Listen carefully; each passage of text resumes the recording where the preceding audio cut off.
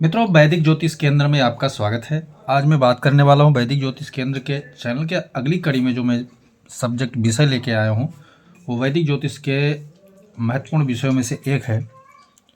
मैं आज जो बात करूंगा 5, 6, 7 विनाशकारी योग के बारे में बात करूंगा कि अगर कुंडली में ये किसी के बैठ जाते हैं तो केवल विनाश लीला ये करते हैं।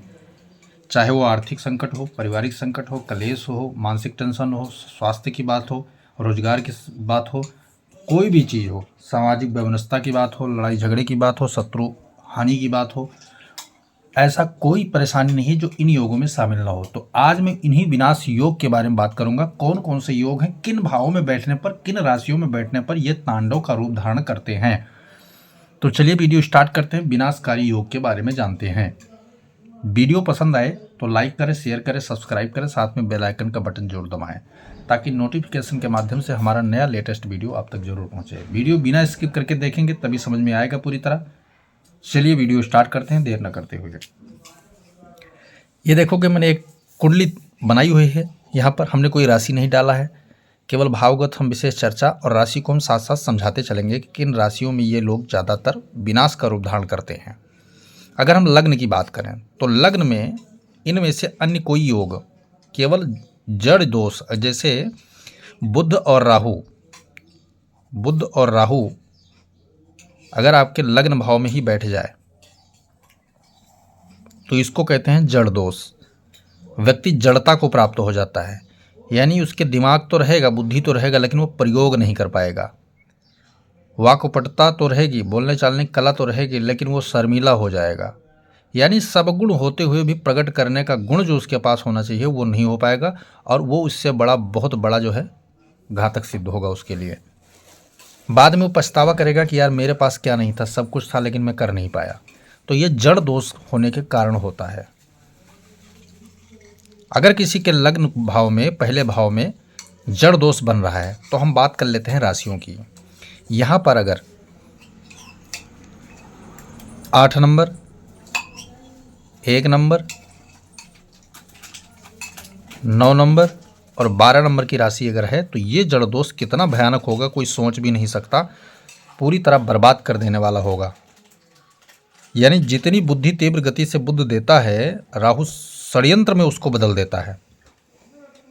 दिमाग खूब रहेगा लेकिन वो दिमाग यूज कहाँ करवाएगा राहु? षड्यंत्र में, ठीक है, व्यवस्था में, ऊट पटांग चीज़ों में, छल में, कपट में, द्वेष में, पाखंड में, इनमें शामिल करवा देगा और पूरी तरह बर्बाद करने का काम करेगा। ठीक उसी प्रकार अगर दूसरे भाव में शनि और केतु, अगर आपके किसी जातक की कुंडली में बैठे हैं शनि केतु दूसरे भाव में, और उनके बैठने की राशि अगर है 1 नंबर, 5 नंबर, 4 नंबर, इन राशियों में अगर ये योग मिलता है आपको कहीं भी किसी तरीके से, तो आप ये मान लीजिए कि आपका जो है मानसिक विचार, मानसिक व्यवस्था अपने ही लोगों के लिए घातक सिद्ध होगा, अपने ही लोगों के मान सम्मान के लिए बड़ा ही घातक सिद्ध होता है। और या फिर ये मान लीजिए कि परिवार के कारण आप डिप्रेशन में चले जाएंगे।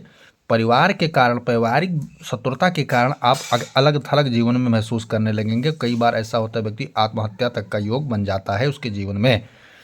तो यहाँ पर क्या करता है? घोर डिप्रेशन, मानसिक टेंशन से गुजरता है व्यक्ति अपनों के कारण, या उसके द्वारा अपनों को कष्ट होता है।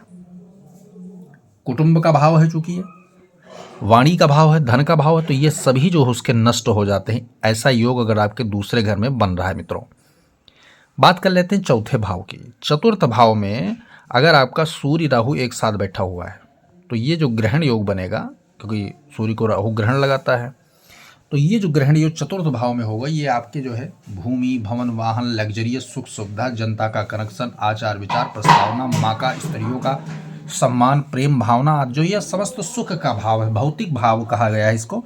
तो यहाँ पर क्या करेगा? आपको शरीर से आत्मा तत्व को अलग कर देगा। ये आत्म तत्व को अलग कर देगा और एनर्जी को नकारात्मकता में बदल देगा। ध्यान से सुनना है। क्या करेगा? सूर्य की स्थितियों को क्या करेगा? उल्टा कर देगा। अगर शरीर में आत्मा न हो तो व्यक्ति को बोध तत्व की कमी हो जाएगी, तो वो फिर क्या हो जाएगा?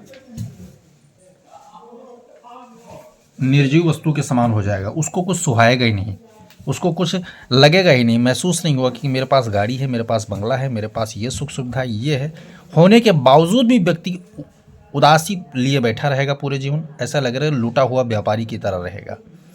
ये राहु और सूर्य के कारण होता है। स्त्री तत्व से उसको अपमानित होना पड़ेगा। वो प्रेम उसके अंदर तो खूब रहेगा लेकिन उसको प्राप्त नहीं होगा, प्रेम का सहारा नहीं मिलेगा उसको।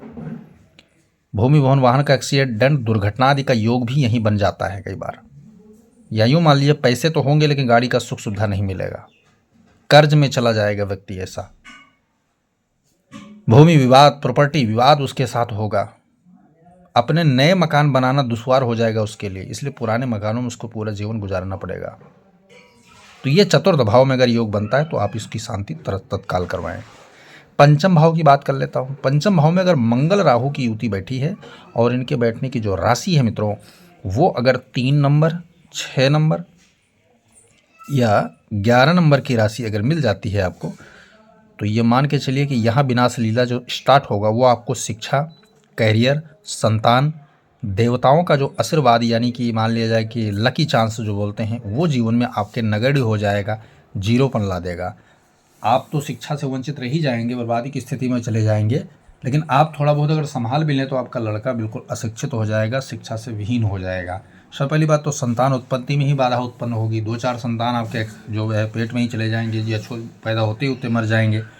अगर कोई एक आध संतान बच भी जाता है तो वो भी क्या होगा, उपद्रवी स्वभाव का होगा।